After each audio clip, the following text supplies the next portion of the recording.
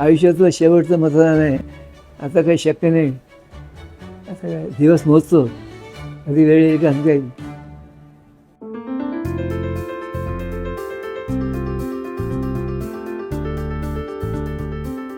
102 वर्ष वय असलेल्या रमेश पटवर्धन यांचं हे वक्तव्य. या वयातही त्यांना मतदानाचा उत्साह आहे. सरकारने 80 वर्षांच्या वरच्या लोकांना घरी जाऊन मतदान करून घेण्याची सोय केली आहे. पुण्यात राहणाऱ्या पटवर्धनांकडे मात्र अजून कोणीही पोहोचलं नाहीये. मात्र त्यामुळे त्यांचा उत्साह मात्र काही कमी नाही झालाय. काम करणाऱ्या लोकांना निवडून दिलं पाहिजे. फालतू लोकांना निवडून काय फायदा नाही. समजलं की नाही. असं बघायला पाहिजे कोण कॅन्डिडेट कोण आहे, कसं हे काय चरित्र काय आहे, याच्यामुळे वाचून घेतो, बघतो आधी. नंतर त्याच व्यक्तीला आम्ही मतदान करतो. पेपर वाचतो, 2-2.5 तास पेपर वाचतो मी, त्यामुळे कळतं मला. एकमेकांना वाटेल ते बोलून करीत नसेल.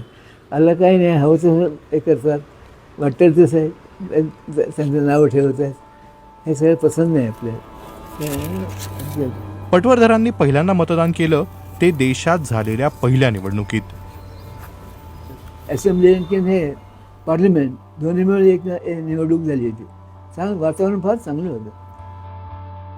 2 प्रकार पेपर असायचे, एक असेंब्लीसाठी आणि एक पार्लिमेंटसाठी. लोक आपल्या उत्सुकतेने जात होते मत द्यायला. मतदान द्यायला पाहिजे, मतदान द्यायला पाहिजे म्हणून सांगा. 1-2 मैल चालत जायचे लोक. त्यावेळी आम्ही कामदिवलीला राहत होतो. कामदिवलीपासून 2 मैल लावून तिथं मतदान करायचे आम्ही त्यावेळेला. वेळच नव्हता. निवडणुकीचे साक्षीदार असलेले पटवर्धन स्वातंत्र्य लढ्याचेही साक्षीदार राहिले आहेत. गांधी, नेहरूंपासून श्यामाप्रसाद मुखर्जींपर्यंत सगळ्या नेत्यांना आपण पाहिलंय आणि ऐकलंय असं ते सांगतात. पण त्यात त्यांच्या विशेष लक्षात आहे ती डॉक्टर बाबासाहेब आंबेडकरांसोबतची भेट. पॉप्युलर बुकडे म्हणून मुंबईला one of the biggest bookshop, तिथं आम्ही सेल्समॅन म्हणून काम केलं 1943 ते 46पर्यंत 3 वर्ष. त्यावेळी सगळे लीडर्स वगैरे यायचे. बाबासाहेब आंबेडकर 1943-44 यायचे. त्या लॉ बुक्स मागायला यायचे. ते म्हणाले मी ऑर्डर करतो, माझ्या लायब्ररीमध्ये आणून देशील का. लायब्ररी हिंदू कॉलनीमध्ये होती. हिंदू कॉलनीमध्ये 6व्या गल्लीत. त्यावेळी मी दादरला राहतच आहे हिंदू कॉलनीमध्ये माझ्या मित्राकडे. आपले मालक गणपतराव भटकळ होते. ते रामदास भटकळ तुम्हाला माहिती असेल.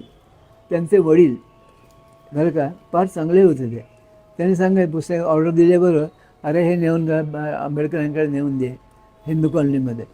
ते गट्टे घेऊन जायचं डोक्यावर आणि नेऊन डिलिव्हरी करायची. असं 2-3 वेळा तो सांगायला. चांगले होते. लायब्ररी पाहण्यासारखं होतं. अतिशय सुंदर होतं. विद्वान मनुष्य होतं. विद्वान म्हणजे कल्पना करवत नाही.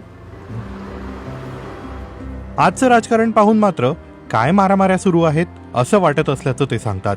पण त्याचा परिणाम त्यांच्या मतदान करण्याच्या इच्छेवर मात्र झालेला नाही. मतदान करणं अतिशय कर्तव्य आहे सगळ्यांचं. समजलं की आपल्या देशासाठी आपण काही करायलाच पाहिजे.